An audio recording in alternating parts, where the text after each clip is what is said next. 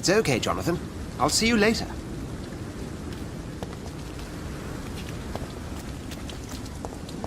Come on, you bastard! You can do better than that! Nah, it's my turn!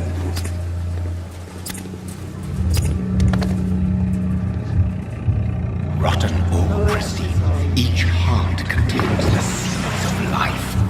Drink at this river, try it all.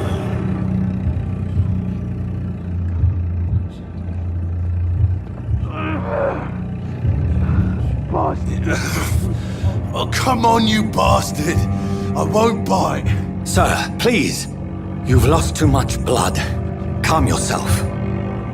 You think I didn't notice? Stop your staring and get me to an hospital, you arse!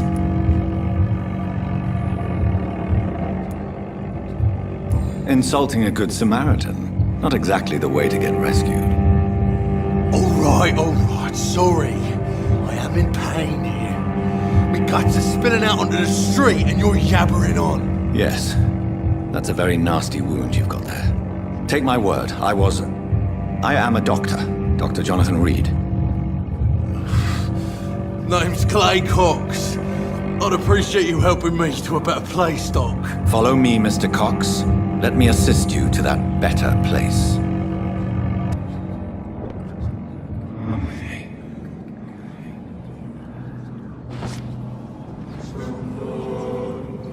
Bring this fading light into the shadows. Dance with him the dance of life and death.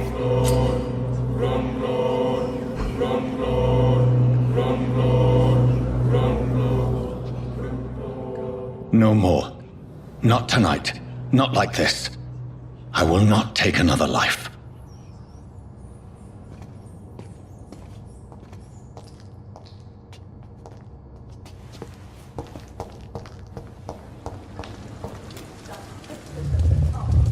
It is wise for the huntsman to sometimes let his prey go, but no famished hunter can run for long.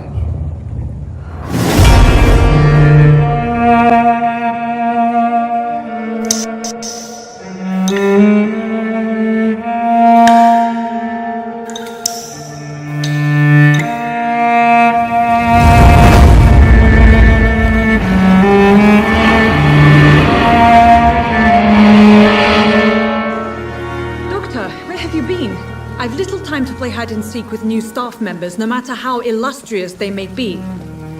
I found a wounded man by the docks. He answers to the name of Clay Cox. He requires urgent medical attention. Already making the rounds? That's the Pembroke spirit. I'll ask our porter, Milton, to bring him back immediately. Thank you, nurse. What can I do for you? Dr. Swansea insisted we provide you a quiet office. You'll find it on the second floor with your name on the door. Thank you. Nurse Crane, isn't it? Yes, Dorothy Crane.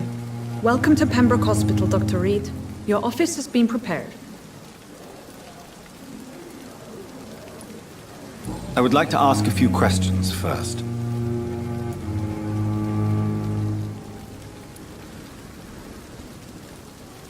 What kind of man is Dr. Swansea? Well, you accepted the job from him. I thought you would have known about your employer.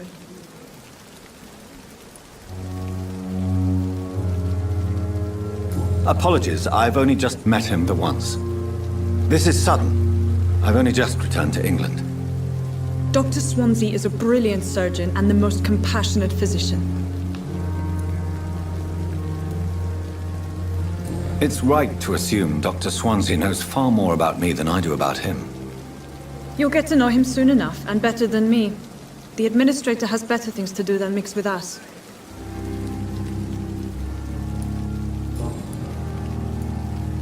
And Mr. Hampton, the patient we brought in, how does he fare?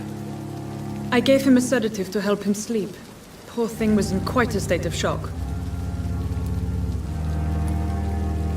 If you could point me in the direction of my room again, nurse. Second floor of the hospital, left after the stairs. It's the last vacant office at the end of the corridor. Thank you, Nurse Crane. Good evening, sir. So it is true.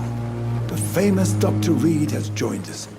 I can't think of any better news during these terrible times. Do we know each other? Actually, yes. We met once before, at the Rockefeller University in New York. Dr. Tippett, yes, I remember. I was assisting Professor Carell in his research about coronary bypasses. He had nothing but praise for you. He was also very confident about your future. And look at you now. Eminent surgeon and blood transfusion specialist.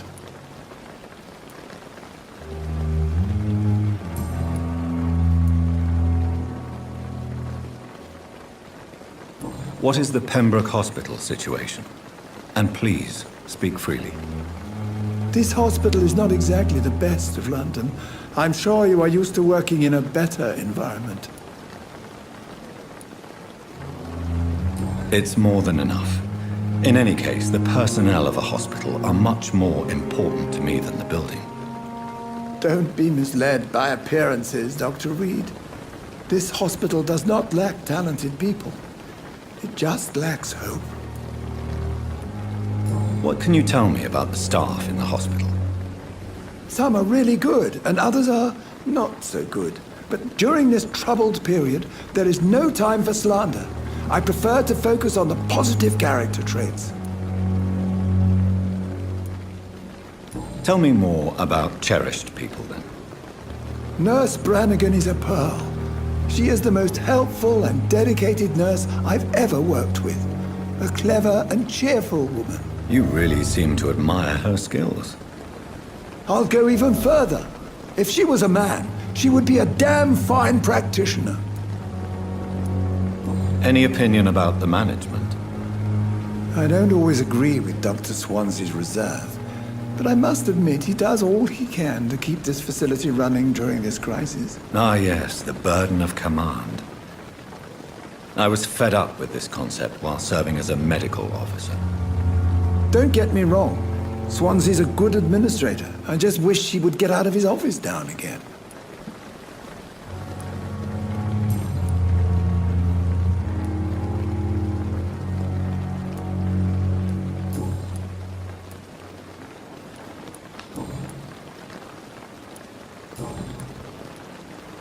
Goodbye, Dr. Tippett. Good evening, nurse. I'm Dr. Jonathan Reed, the new surgeon here at the Pembroke. Dr. Swansea has already told us about you, sir. I'm Nurse Gwyneth Brannigan. Welcome to the Pembroke Hospital. Did he really? It's a good thing I wasn't hoping to keep a low profile. All members of staff have already read about your new blood transfusion technique. Dr. Swansea made sure of that. I see. Well, I'm a little surprised, but I suppose I'll just have to deal with this unexpected notoriety. You must know, blood transfusions are Dr. Swansea's primary subject of research. He is convinced it is the future.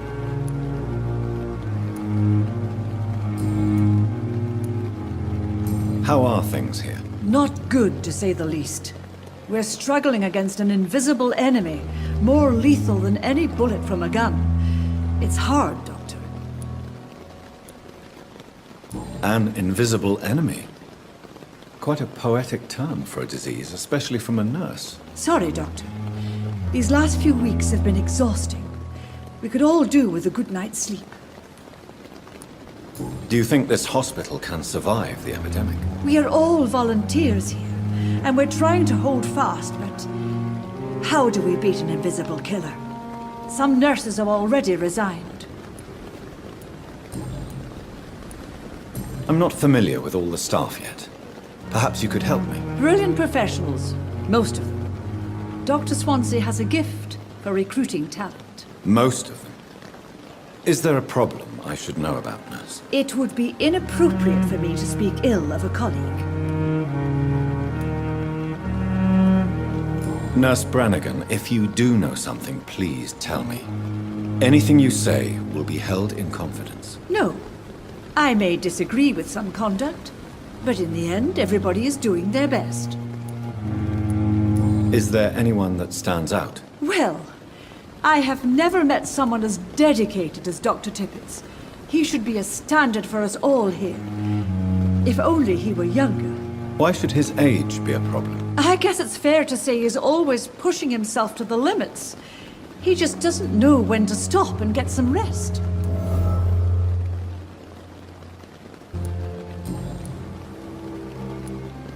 Why does Dr. Tippett's claim you're the main reason he keeps working, despite his fatigue? If it wasn't for him, I probably would have left the Pembroke years ago. Dr. Tippett does not think of you as just a nurse anymore, does he? If you're suggesting he's not taking my gender into consideration when it comes to medical practice and knowledge, I really hope he doesn't.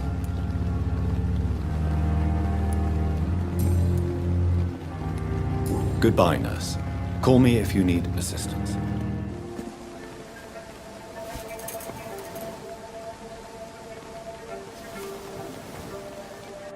How can I be sure I'll not find your unconscious body in the house again? I promise you'll not find my unconscious body. For God's sake, how can you say such a thing? How can you refuse to listen?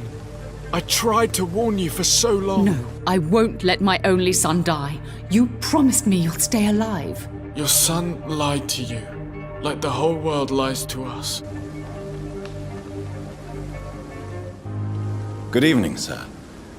I'm Dr. Jonathan Reed. I'm new here. I've already heard about you, Dr. Reed.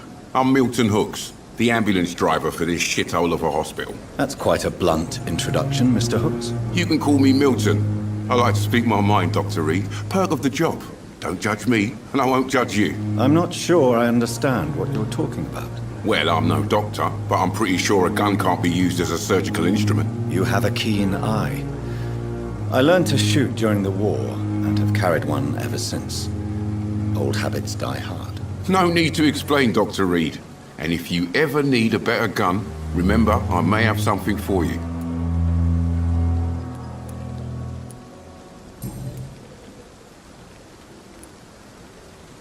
How is the situation around here? You want to hear the situation is all right? It's fucking awful. We lack everything, and it's getting worse every day. Are you really smuggling weapons through the hospital? And why not? I've already been attacked by patients, you know. And by gang members willing to steal my money. But you're not defending yourself. You're selling guns to civilians. You keep people alive your own way, Doctor. I offer them another way to protect their health. So what do you do exactly in this hospital? Apart from smuggling guns, I mean. I've been an ambulance driver since... too long, I guess. I bring sick people here night and day. It's a dirty job, but I get it done. Most of the time. It sounds like things have been a bit rough recently. What's happened? Yesterday I got attacked by the patient I was bringing here. I escaped through the hospital's garden, but I lost my wallet when I was running. You left an infected patient outside the hospital? That's incredibly dangerous. Go there yourself if you want, but be careful, Doctor. I'd rather not bring your dead body back. Since you're on the front line, how is the sanitary situation in this vicinity? It's a complete disaster. It's even getting dangerous to enter some streets or buildings. Even the locals attack you.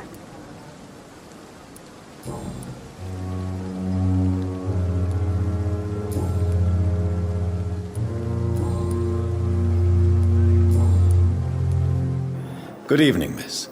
I'm Dr. Reed, the new surgeon at the Pembroke Hospital. And who are you? Your name has no meaning to me, mortal. You're nothing but dust blown by the winds of eternity. I beg your pardon? What are you begging for, mortal? My clemency? Well, tonight maybe I'm inclined to mercy. You'll never forget the night you met Thelma Howcroft. You keep calling me mortal. Why is that? And if I'm mortal, what are you? Well, Dr. Reed, if you must know, I'm a vampire.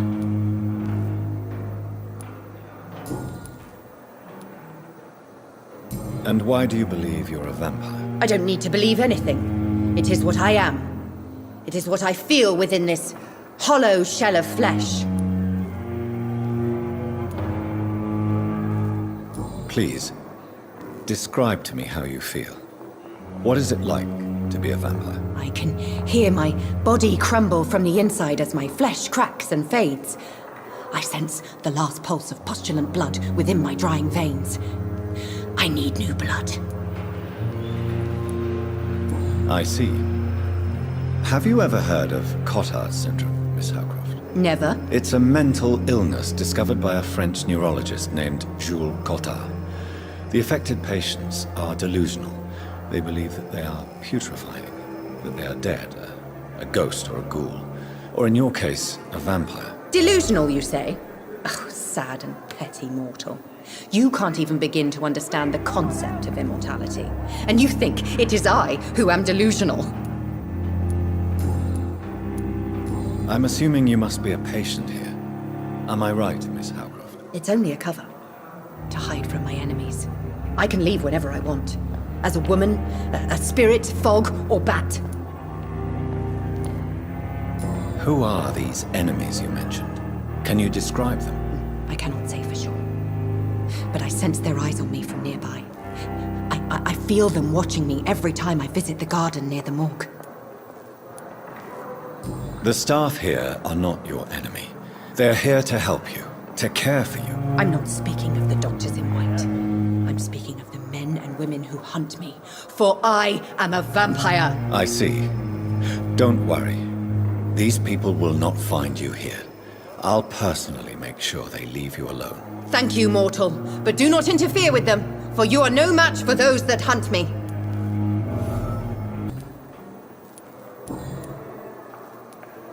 Who are you really, Miss Howcroft? I mean, apart from being a vampire. Is that not enough for you, puny mortal? What do you require? Proof of my powers? I'm curious to know who you were before becoming a vampire. No, such a long time ago, I don't remember. Centuries of unholy life can have strange effects on one's minds, you see? I'll leave you, Mistress of the Dark, to your nocturnal activities. Good evening, sir. Can I help you? Unless you're here to fix my face. No.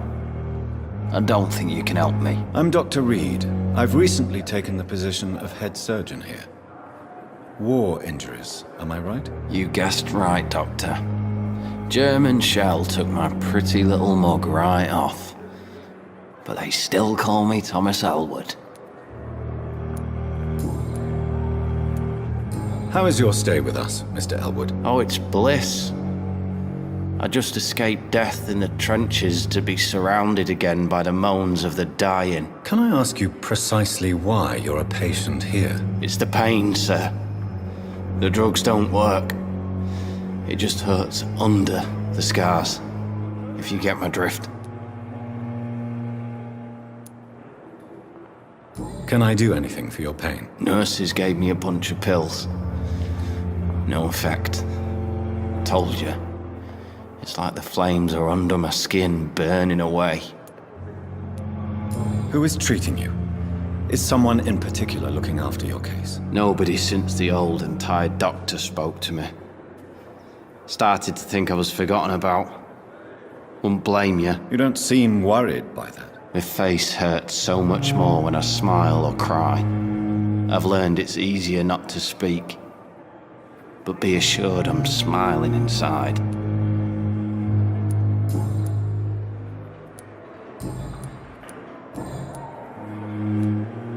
How close are you to Miss Hawcroft? Are you aware that she thinks she is a vampire? To wait for her next nibble is the best reason to stay here. Every time she approaches my bed, she treats me like something tasty. A normal person. Aren't you afraid? She may hurt you if the game goes too far. She's quite harmless, I can assure you. Her head's broken inside is all, while I'm busted on the outside. But she's still beautiful. Living proof that there's hope for me.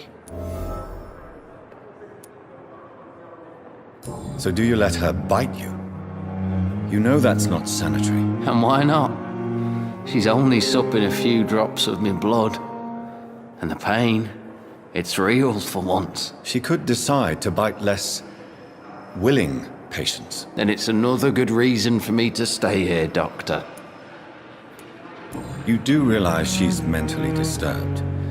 It's called the Cotard syndrome. She truly believes she's a vampire. In her madness, she never refers to my scars. And frankly, if I could, I'd join her world. It seems much more fun than the real one.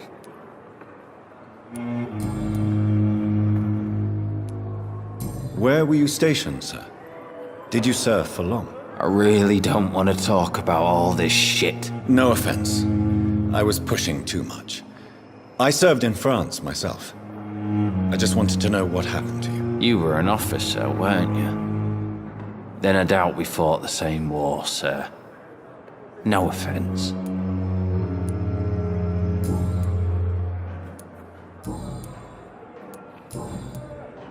Goodbye for now, Mr. Elwood. Good evening, Mr. Hampton. How do you feel? Dr. Reed, is it? Oh, sir, I must apologize for my behavior. What do you mean? I was not myself in the factory. Fear and exhaustion made me say awful things to you, I'm afraid. You remained perfectly nice and polite. A little delirious, perhaps. But who wouldn't be after enduring an abduction? Thank you, Doctor. That's a relief. Now all I need to do is rest and return to my flock.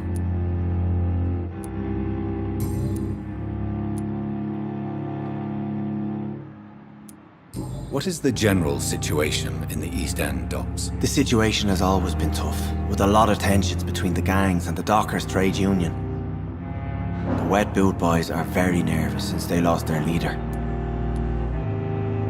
Who leads the gang now? Since Clay Cox went missing, it's his wife Edwina who runs the show, with the assistance of her minion, Booth Digby. Has the gang been threatening you? Ah, no.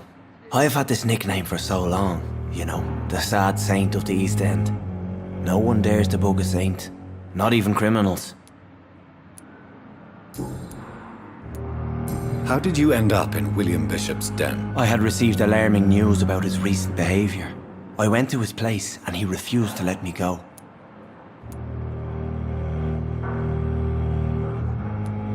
Why did he abduct you? William was an alcoholic. His addiction suddenly changed to blood. I don't know why. Just like a patient I met here. This Miss Hawcroft. You dared to enter this awful place alone. You're a hero, Mr. Hampton. Or a fool. I'm just a man trying to help his friends, Dr. Reed. William Bishop was a conflicted soul, searching for light. You dared to enter this awful place alone. I'm just a man trying to help his friends, Dr. Reed. William Bishop was a conflicted soul, searching for light. Do you know Tom Watts, the bartender from the Turtle? I met him before I found you in the canning factory. Tom? Yes, of course. Always the helping hand, good old Tom. Without men like him, corruption and despair would have wiped out the East End long ago. Who should I avoid in this part of town, then? Any particularly evil figures? Not really. Most men and women are just doing their best. And it's not my habit to speak ill of people I know, Doctor. People are still in despair. How could it be otherwise? The authorities have left us all to rot in this contagious nightmare. No drugs, no advice, nothing. It's a damn shame.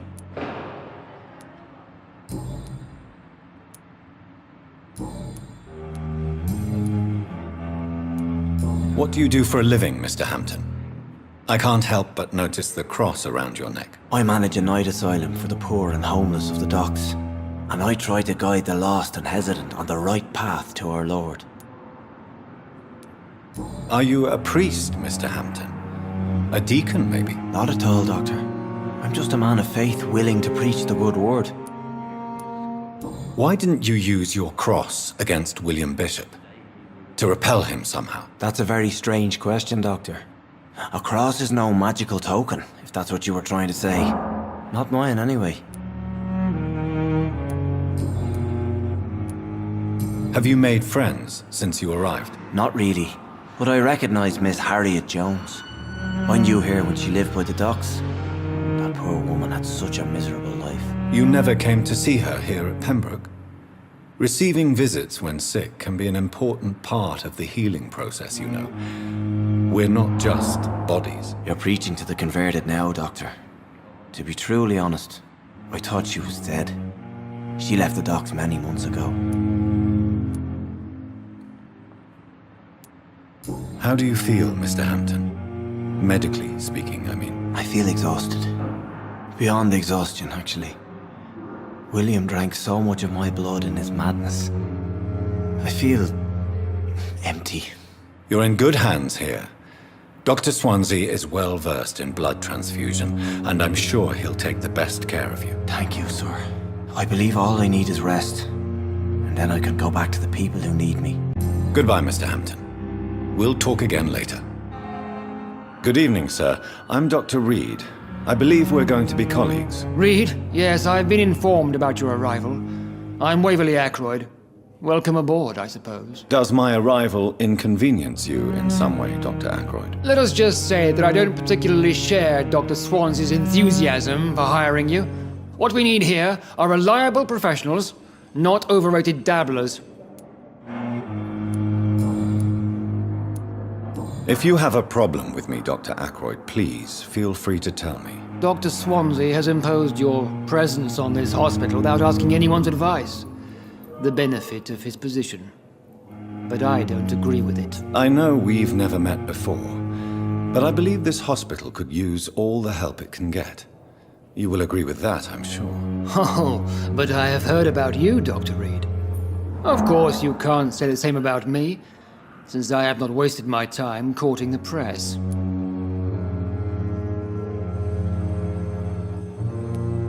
Aren't you too old for such jealousy? It really won't do you any good, you know. Don't be ridiculous, Dr. Reed. A simple glance is enough for me to know you have nothing for me to envy. Since your tenure in this hospital is longer than mine, perhaps you can tell me more about this place. Let's just say I'm tired of the carelessness around me. I have always respected the skills of Dr. Swansea, but over time his enthusiasm has become displaced. Carelessness? Exactly what are you talking about? We're here to save lives. The people who trust us are not volunteering for experimentation. They're here to be healed. I don't intend to run any radical experiments, Doctor. Even if I, as any good practitioner should, express an interest in pushing the boundaries of medical research. Modern medical methods were created through audacity and ego. But there are rules in our line of work, and they're here to protect our patients.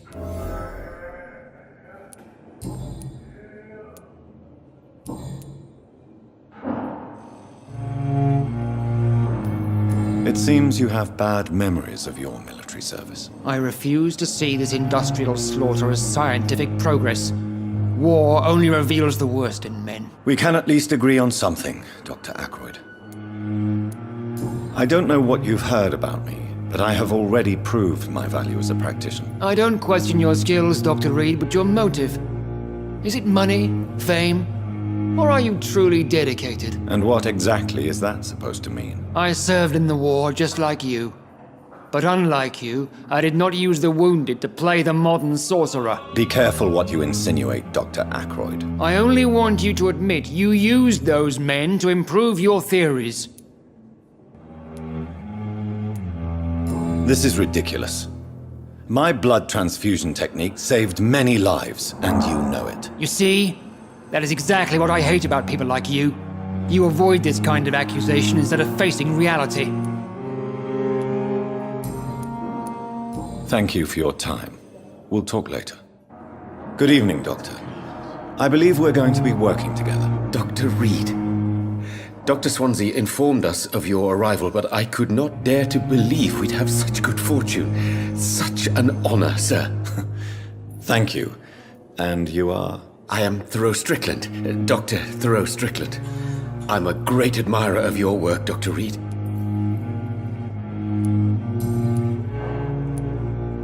Please, could you tell me something about yourself? I'm a great admirer of your work concerning blood transfusion, Dr. Reed. I run my own experiments. I'm convinced it's the future. What made you choose to be a doctor? I'm not ashamed to admit you and your work have inspired me. I am honored to have the opportunity to work by your side. It's always a pleasure to share scientific and medical knowledge with someone eager to learn. I'll be glad to help you if I can. This epidemic may be the century's most terrible disaster, but I'm convinced that we, as doctors, are the only ones able to defeat it. I based my technique on my mentor's research. He helped me perfect my method. What is yours? I'd rather not talk about it.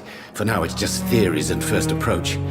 My process is purely experimental and unsuccessful. As long as you're cautious and methodical, you may remain empty-handed, but you won't fail. You're not the first one to warn me, but I am convinced knowledge is the main weapon against the ravages of this epidemic. What do you think of Dr. Ackroyd's aversion to modern medical methods? It's a shame he's so narrow-minded. Dr. Swansea taught me that science is about exploring uncharted territory. I'm convinced that's true. With the influenza and all that's going on, you should put your differences aside, don't you think?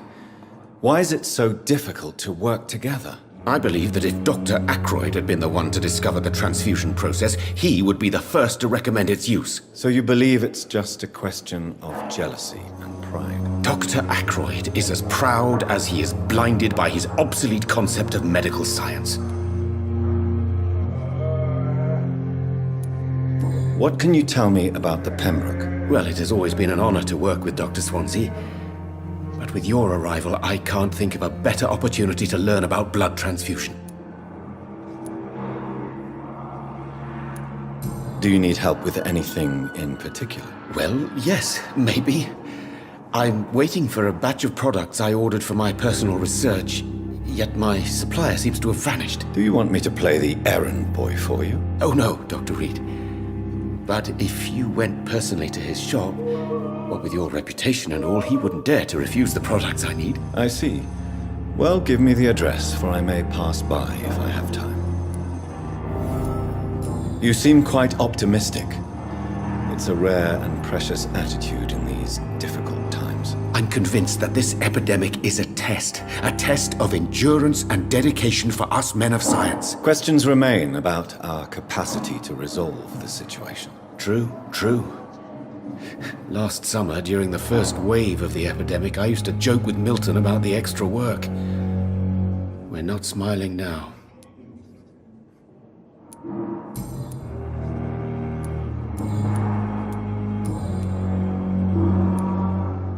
Tell me more about your willingness to experiment with new medical techniques. Harvey Fiddick is a patient suffering from a severe injury that could cripple him if not treated correctly.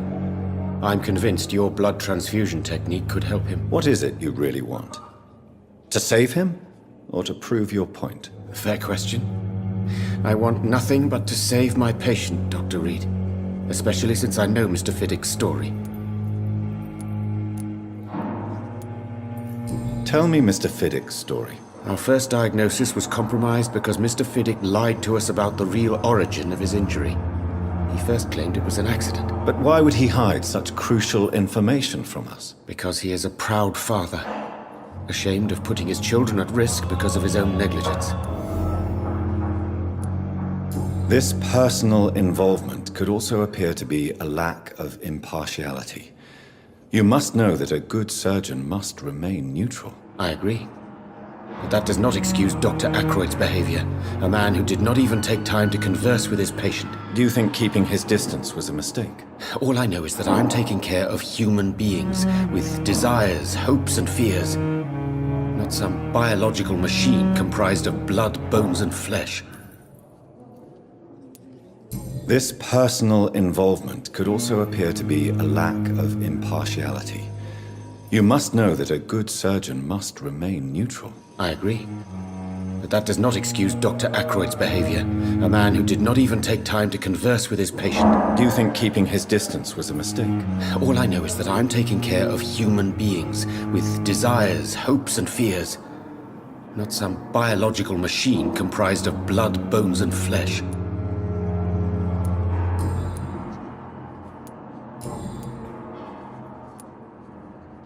Goodbye, Dr. Strickland. Good evening, sir.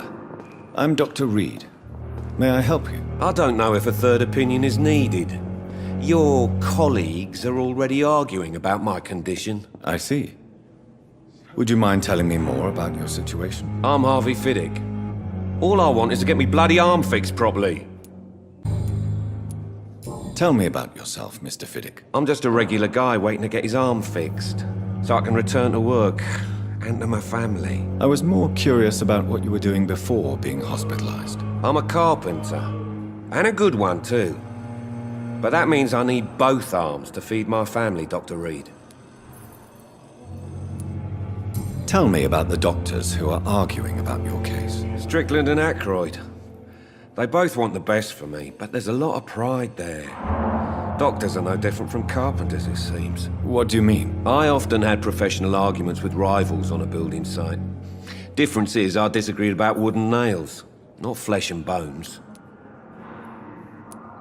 Are you satisfied with your treatment here? Well, it's clear that I've chosen a bad time to be injured. Forgive my bluntness, but you seem overwhelmed by cases of the flu. I won't lie to you about it. I'm afraid we are. Are you sure you don't want to operate yourself, Dr. Reed? I have the feeling you're very capable.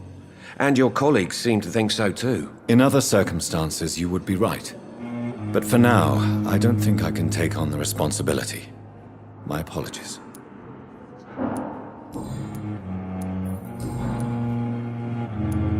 Tell me about your injury, Harvey. Why do you feel so guilty about it? My wife died because of me. And now I may lose everything because I've been careless enough to hurt myself. What an arsehole. You can't hold yourself responsible for your injury, Mr. Fiddick. Unless you tried to hurt yourself. Of course I didn't hurt myself. But I can't work until my arm is fixed. My children need to eat, Doctor. How could your job be responsible for your wife's death? I was working a double. She went out to bring me a hot meal and got caught in a German bomb raid. Tell me more about the death of your wife, Harvey. 1915. I was in the army, building workshops for the Royal Flying Corps. Helen was happy I wasn't sent to the front. What happened? The Germans sent Zeppelins to bomb the construction site, but they missed their target. My wife was bringing my dinner when the bombs fell.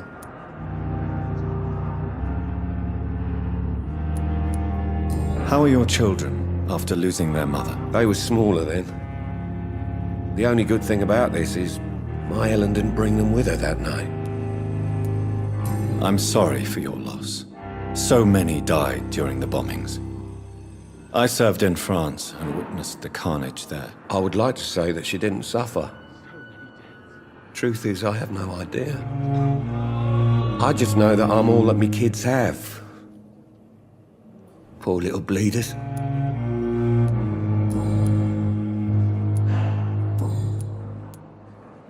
Goodbye for now, Mr. Fiddick. I'll see you later. Good evening, madam. Can I help you? It's my son who needs you, sir. I'm Dr. Jonathan Reed. How can I help your son? I'm Beatrice Goswick, mother of Mortimer Goswick. Could you check on him, please, Dr. Reed? I've heard much of your talents as a physician.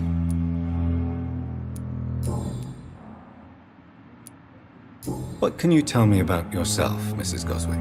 Not much to say. Just take care of my Mortimer and I'll cover all the expenses. That's all that matters.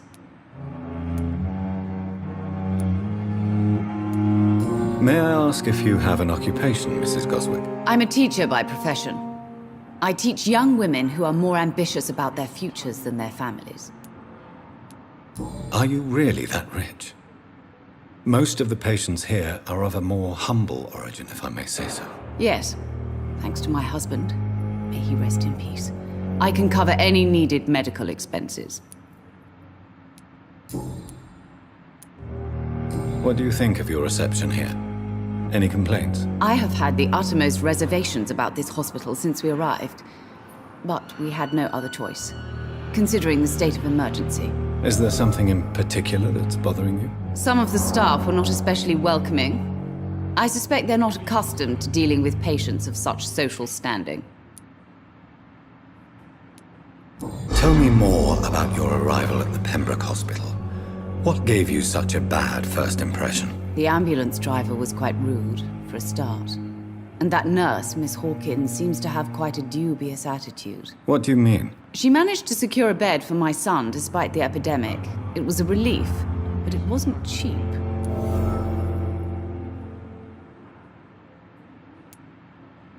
I share your concern, Mrs. Goswick. Be sure that I'll talk to the people involved. I don't expect compensation, Dr. Reed. But I'm aware such behavior would not be tolerated in other hospitals. She charged you for a bed? Yes, and I paid without question, considering the urgency of the situation.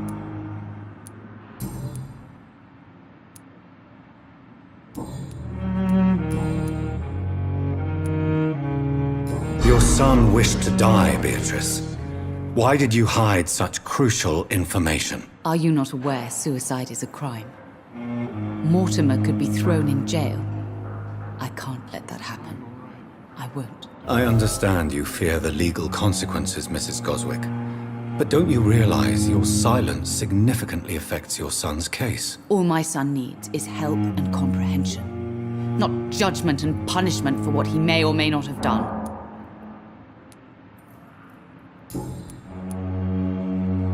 Goodbye, Mrs. Goswick.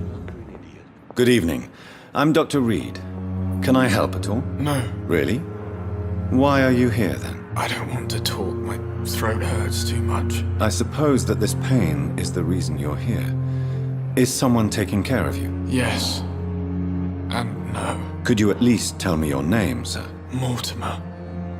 Mortimer Goswick.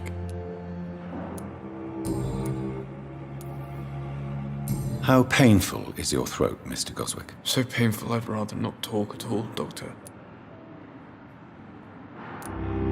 I'm sure you realize a doctor and his patient have to communicate, sir. Would it help if I gave you some paper and a pen? Not really. I see. Then maybe it's not just your throat that hurts, Mr. Goswick. Perhaps your sore throat is just the consequence of something more hurtful. Yes, maybe.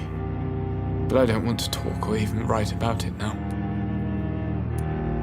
Why did your mother have you hospitalized here? She seems convinced this is a bad hospital. My mother just wants the best for me. She won't rest while I'm here. She'd go all the way to hell and back to help me.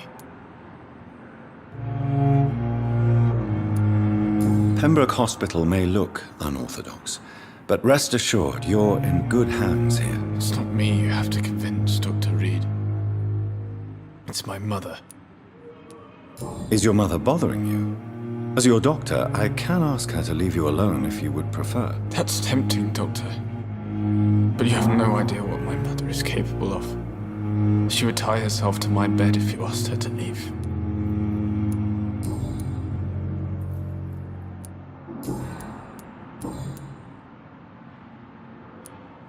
Tell me about yourself, Mr. Goswick. I don't want to talk, Doctor. Admit it, Mortimer. Your mother had you hospitalized here because you tried to kill yourself. Yes, it's true. All right, then. This is the first time we've really shared information about your case. Shall we call this progress? Call it what you want, Dr. Reed. You can trust me. I won't report you to the authorities. My one and only concern is your health. I guess I should thank you, then. Can I help you in any way, Mr. Goswick? I wrote a letter for my mother. She was supposed to read it after my death. But I suppose she doesn't have to read it now. I see. And is this letter still near the place where you tried to take your own life? Yes. And I don't want anyone reading my last words. I mean, I'm still here. If you bring me back that letter, then perhaps we'll talk.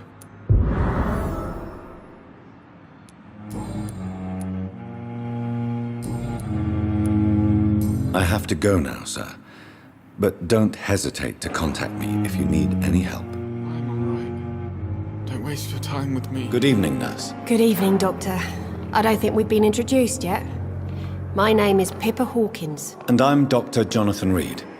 Dr. Swansea has recently offered me a position in this hospital. Well, it's a euphemism that your help will be appreciated, Doctor.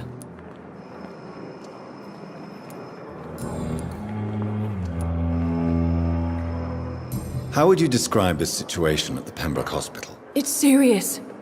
The flu is wreaking havoc amongst the staff and patients. We are running out of everything.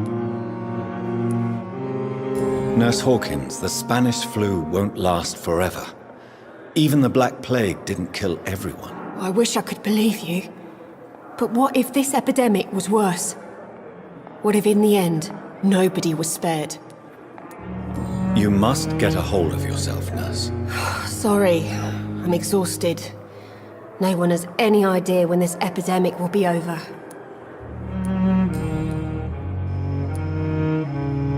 How long have you been a nurse? Well, long enough to see that the epidemic is winning. And no matter how qualified you are, don't tell me you'll change that.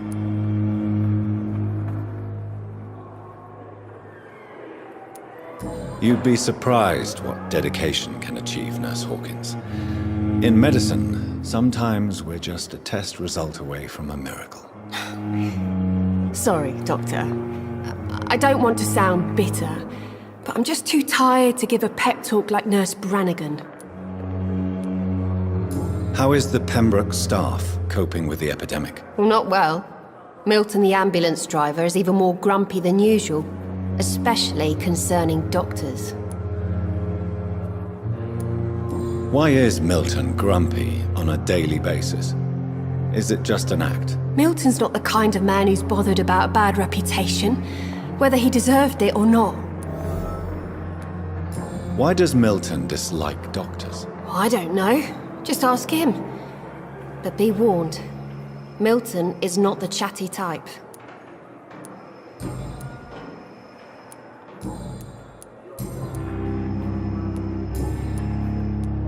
Goodbye, Nurse Hawkins. You don't mind if I search your pockets, do you, sir? You won't need any of these anyway. I'm not stealing from you, mister. I'm only redistributing your belongings to people who need them more than you. You see, no one has claimed your body, sir, so it would be such a shame to bury you with your valuables. I will not forget you, sir, and I thank you for your generous donation. Thelma Howcroft said she was being watched by vampire hunters. Where are they hiding? It never I should ceases to investigate. Good evening. I'm Dr. Reed. Always a pleasure to meet a colleague, sir. Especially when he was supposedly dead. A colleague? Are you a doctor too? Not anymore, sir. I used to be Dr. Rakesh Chadana. Now, I'm just Mr. Chadana, pawnbroker and humble guardian of this morgue. What do you mean? You used to be a doctor. Was your license revoked? No, sir. It is just that I like to be precise. I run a little pawn shop while taking care of the dead. But I used to be a real doctor.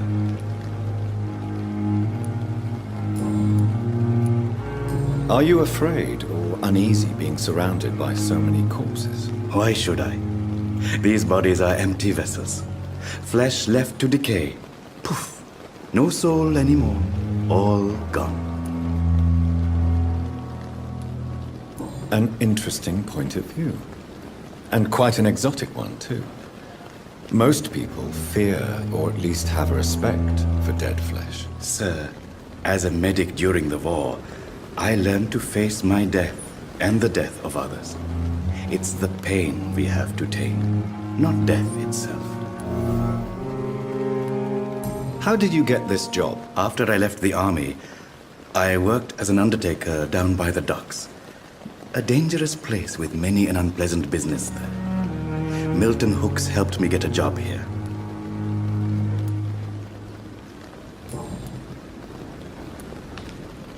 Have we met before? I don't think so, sir.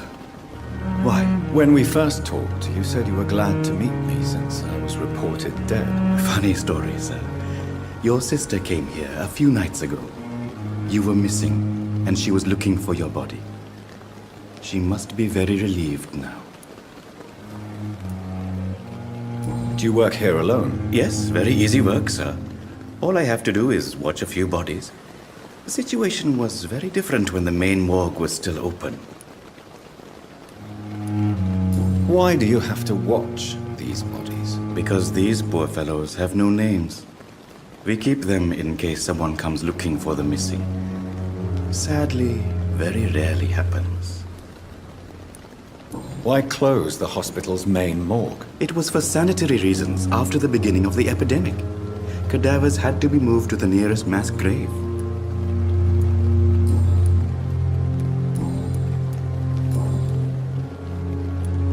A pawnbroker? I expect you get all types of people here. Yes, sir. All kind of people. For I sell all kind of goods. Who comes here to trade with you? It's very unhygienic, even unsafe. Diseases can spread. For the customers, for the hospital. I'm very cautious, sir. I've been a doctor, remember? And all my clients are good people. In fact, I think I only know good people. What kind of goods? With the quarantine, it's not always easy to buy things. So I trade, I exchange. Some people sell, some others buy. I like to help.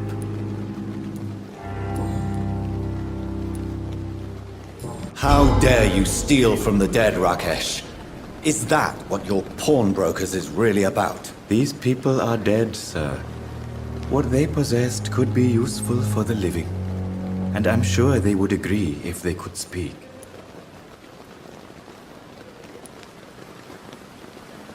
You should show respect for the dead. What about their loved ones who may treasure these items you sell? The bodies I watch over are the unwanted and undesired, sir. I would never deprive anyone of their family artifacts. Since you're not afraid of dying, do you believe in life after death, Rakesh? No. I believe we must do all the good we can while alive. For our time is short, and the obstacles are endless. Do you think you would enjoy immortality as a concept? I don't think so. Don't mistake me. I love life, and I'd like to live a long life. But everything has to decay, sir. Even goodwill.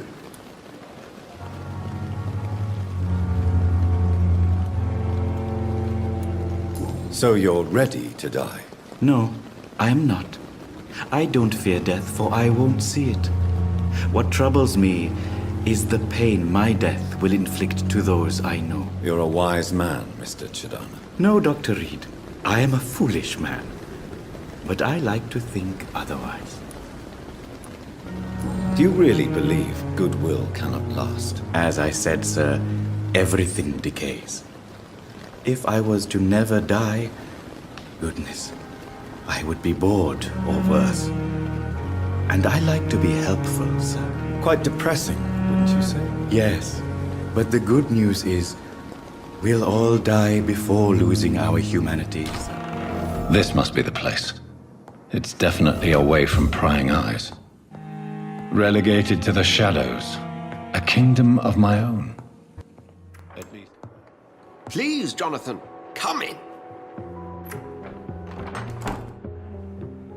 Fascinating, is it not? In the last decade, so many mysteries have been brought to light with our microscopes. The human body. Biology's penultimate frontier. Yes, Nurse Crane? How can I help you? I'm so sorry. I know Dr. Swansea wanted you to rest, but we have somewhat of a crisis. A crisis, you say? Our supply of antiseptics is nearly depleted. I was hoping there was another box up here, but... Scowl voices in the garden. I should investigate. If they were to find somebody... Nurse, this room is off limits, and I'd prefer to keep it that way. Make sure the rest of the staff are so informed. Of course, Doctor. And what about the antiseptics? Or do I inform the staff that you're too busy?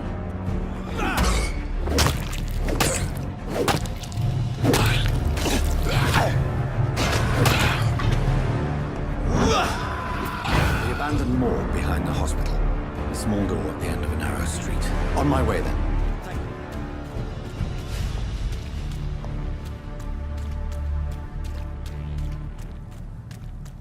These scowls can be so ferocious. I'm not sure I can defeat them without becoming stronger. To drink blood is so tempting. You, my friend, have a foot in both countries. The view must be vertiginous. Finally, you've returned, Doctor. Did you find anything of value? Yes, nurse. You've worked your first miracle, Doctor. Now, this patient here needs immediate treatment. Pembroke only survives through the generosity of our benefactors. Unfortunately, our main donor has found herself in a bit of a bind. You're sure you don't come back with me? The flu took my dear wife, Emily. I take comfort knowing we'll soon be together again. Now, if you could help her out... A spokesman or politician is what you need. That's not my calling. And until I come to understand what has happened to me, I require discretion. Mr. Rainfield, that's no way to talk. You're in good hands here, and we'll be up again soon enough. Discretion is in order, Jonathan. Lady Ashbury has recently received rather indelicate correspondence that, if revealed, would jeopardize her position. Good evening, Dr. Reed. It's a pleasure to see you again. You seem surprised. Dr. Swansea has brought me up to speed concerning your recent appointment to Pembroke Hospital. Nah, I have to see someone at the hospital. Be careful. You look so bad they may keep you as a patient. I'm Oswald Thatcher. Please, I need to get out. All right, Mr. Thatcher, you're safe now. Do you think you can reach the street by yourself? Yes, I do. You're a vamp. The lady who saved me that night, before vanishing into thin air. Pepper, I know you're very close to Milton Hooks. Yes, Milton Hooks is my man. If you want to report me for that, just feel free, Doctor. I have no intention of reporting you, Nurse Hawkins. But are you aware of the risks?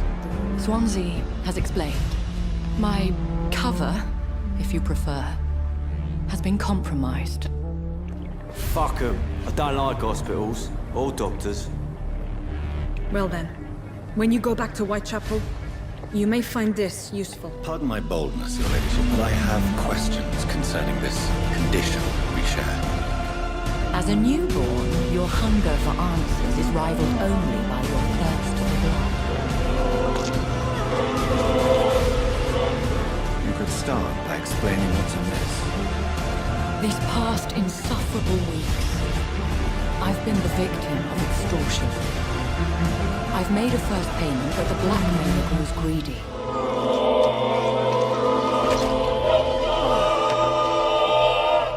What is it? A pass for a free medical exam by the best nurse available. Just read it. My life, as others know, is in your hands, Dr. Reed. I'm sure of your discretion.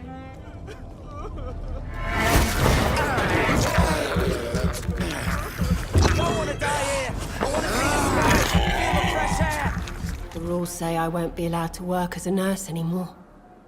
But here at the Pembroke, we break rules all the time. Is he? I don't read well, but thank you, I guess.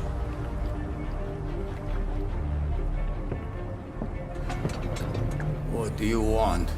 Leave me alone. Good evening, sir. I'm Dr. Reed. I'm looking for Nurse Dorothy Crane. There is no Dorothy Crane here. Now goodbye. I'm afraid this medical leaflet says the opposite, sir. Really? Well, I'm afraid I'm going to close this door right now. Go bother someone else, Mr. Doctor.